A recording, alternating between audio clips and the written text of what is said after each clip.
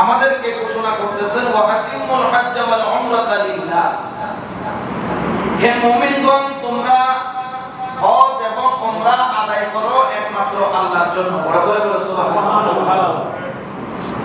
আমাদের এখানে বর্তমানে একটা বড় সমস্যা আছে, সেলফি সমস্যা। আল্লাহ পরে হজ করতে গেলেও কি মারে?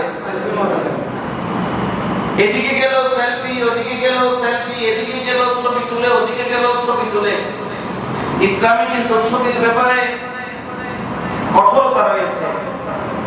আমাদের অনেক ভাইয়ের আছে মোবাইল এটা প্রয়োজনীয় যোগাযোগ মাধ্যমের জন্য, কিন্তু এটা আল্লাহর ঘরের হজ যতক্ষণ আদায় করবেন এই ধরনের সেলফি রোগ আক্রান্ত ব্যক্তিরা সতর্ক হয়ে যান। হজ এবং উমরা একমাত্র আল্লাহর জন্য, সেলফির জন্য নয়।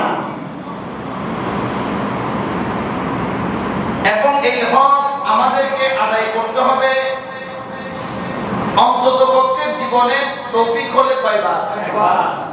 এবং কেউ যদি তৌফিক হওয়ার পরে যদি হজ আদায় না করে এবং এই অবস্থায় যদি মারা যায়, তাহলে সে আল্লাহর এই বিধানকে পালনকারী হিসেবে নয়, আল্লাহর এই বিধানকে পালন না করার কারণে কিয়ামতের ময়দানে তাকে পাকড়াও করা হবে, তার বিরুদ্ধে সালিশ হবে। আল্লাহ পাক নিজে বিচার করবেন, আমি তোমাকে তাকত দিয়েছি, দৌলত দিয়েছি, হায়াত দিয়েছি, সম্মান দিয়েছি, সমাজের বুকে চলার মতো শক্তি দিয়েছি, তুমি দুনিয়ার সব করতে পারলা, আমি আল্লাহর হজটা তুমি আদায় করতে পারলা না।